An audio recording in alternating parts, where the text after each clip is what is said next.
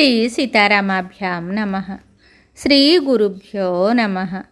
శ్రీమద్ వాల్మీకి రామాయణము అరణ్యకాండము 27వ సర్గము. కరుని సేనాధిపతి అయిన త్రిశిరుడు శ్రీరాముని చేతిలో హతుడగుట. శ్రీరామునితో యుద్ధం చేయటానికై కరుడు వెళుతూ ఉండగా అతని సేనాధిపతి అయిన త్రిశిరుడు అను రాక్షసుడు అతన్ని సమీపించి ఇలా అన్నాడు: ఓ మహావీరుడా, ఆగుమాగుము, తొందరపడవద్దు. ఈ యుద్ధమునకు వెంటనే నన్ను నియోగింపుము. మహాబాహువైన రాముడు రణరంగమున నేల కొరుగుటను చూడగలవు. సకల రాక్షసుల క్షేమము కొరకై రాముడు వధార్హుడే. ఆ పనిని నేను పూర్తి చేస్తాను. నీ సమక్షమున ఆయుధముపై స్పృశించి ఈ విషయమును ప్రమాణపూర్వకంగా చెప్తున్నాను. ఈ సమరమున నేను అతని పాలిట మృత్యుదేవతనవుతానో లేక అతడు నన్ను మృత్యుముఖమున చేర్చును నీవే ప్రత్యక్షంగా చూడగలవు. కనుక ప్రస్తుతము నీ రణోత్సాహమును నిగ్రహించుకొని కొంత తడవు ఈ విషయమున సాక్షిభూతుడవై ఉండుము. నా చేతిలో రాముడే నిహతుడైనచో విజయ గర్వంతో నీవు జనస్థానమును చేరెదవు. లేదా అతని వలన నేను మడిసినచో అప్పుడు నీవే ఆయనను యుద్ధమున ఎదుర్కొనవచ్చును. మృత్యు ప్రేరణచే చావు దగ్గర పడుడిచే త్రిశిరుడు అలా పలుకగా కరుడు అందుకు తన సమ్మతిని తెలుపుతూ వెళ్ళి యుద్ధం చెయ్యుము అని ఆజ్ఞాపించాడు. అంతటా త్రిశిరుడు శ్రీరాముని ఎదుర్కొనటానికై బయలుదేరాడు. త్రిశిరుడు 3 తలలు గలవాడు.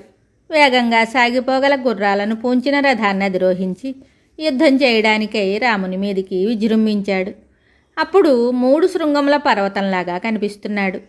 సమరభూమి యందు నిలిచిన త్రిశిరుడు నీటితో తడిసిన దుందుభి భేరీ వలె నినదిస్తూ ఒక మహామేఘంలాగా రామునిపై ఎడతెరిపి లేకుండా బాణములను వర్షింపసాగాడు.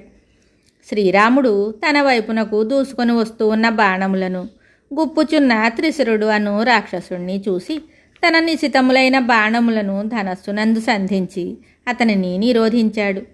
శ్రీరామునకును త్రిశిరనుకును మధ్య జరిగిన ఘోర యుద్ధము బలిష్టములైన సింహగజములకు వాటిల్లిన పోరులాగా కనిపిస్తోంది. అంతటా త్రిశిరుడు శ్రీరాముని పాలభాగమును 3 బాణాలతో కొట్టాడు.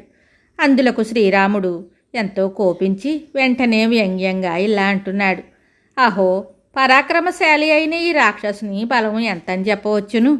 ఇతని బాణములు నా నొసలును పుష్పముల వలె తాకుచున్నవి.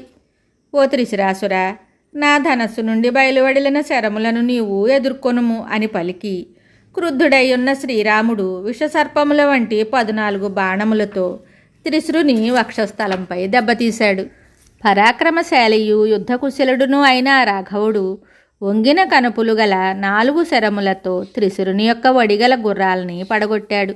8 బాణములను వేసి రాక్షస సేనాపతి సారథిని నొగలునందే కూల్చాడు. రథముపై ఎగురుచున్న ధ్వజమును ఒకే ఒక్క శరముతో ఛేదించాడు. శ్రీరాముని బాణముల ధాటికి రథము శిథిలము కాగా త్రిశిరుడు దాని నుండి క్రిందికి దూకుతూ ఉన్నాడు. ఇంతలో రాఘవుడు తన బాణములను ప్రయోగించి అతని వక్షస్థలమును బ్రద్దలు గావించాడు. అంతటా ఆ రాక్షస యోధుడు నిశ్చేష్టుడయ్యాడు. ఊహింపనలవి కాని ప్రజ్ఞాశాలియగు ఆ రఘువీరుడు క్రుద్ధుడై 3 వడిగల శరములతో కొట్టి రాక్షసయోధుని 3 శిరములను నేలపాలు చేశాడు. వాని 3 తలలను పడిపోగా రాముని శరములకు శిథిలమైన ఆ రాక్షసుని మొండెము నెత్తురోడుచు నేలపై కూలింది. కరుని సైనికులలో చాలామంది సమరభూమికి బలికాగా మిగిలిన రాక్షసులు రాముని చేతిలో మిగుల దెబ్బతిన్నారు. అంతటా వారు రణరంగమున నిలువజాలక పెద్ద పులి భయమునకు పరుగులు తీయుచున్న లేళ్ల వలె అక్కడి నుండి పారిపోసాగారు. అట్లు పారిపోతున్న ఆ రాక్షసులను చూసి కరుడు మిక్కిలి క్రుద్ధుడయ్యాడు. వెంటనే అతడు వారిని మరల్చి స్వయముగా చంద్రునిపైకి రాహువు వలె శ్రీరాముని మీదికి విజృంభించాడు. వాల్మీకి మహర్షి విరచితమై ఆదికావ్యమైన శ్రీమద్ రామాయణమునందలి అరణ్యకాండమునందు 27వ సర్గము సంపూర్ణం. శుభం.